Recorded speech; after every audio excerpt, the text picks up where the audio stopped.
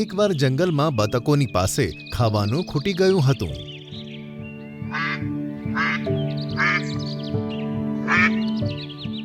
તો તેઓ ચુલબુલી ખિસકોલીના ઘરે ખાવાનું માંગવા આવે છે.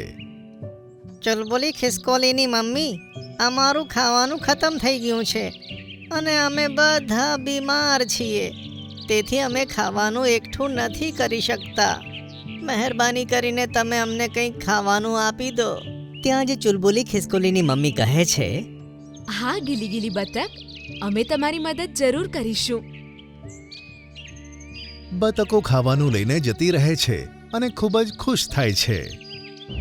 તે જ જંગલમાં સારા જાનવરોની સાથે ખરાબ જાનવરો પણ હતા, જે ચુલબુલી ખિસકોલીના પરિવારને નફરત કરતા હતા.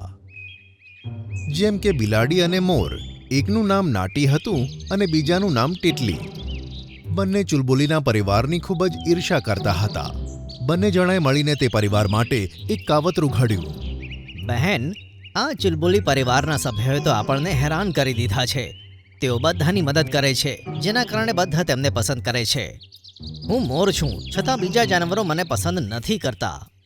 તું સાચું કહે છે. આપણે બંને મળીને એનો પરિવાર ખતમ કરી દઈશું.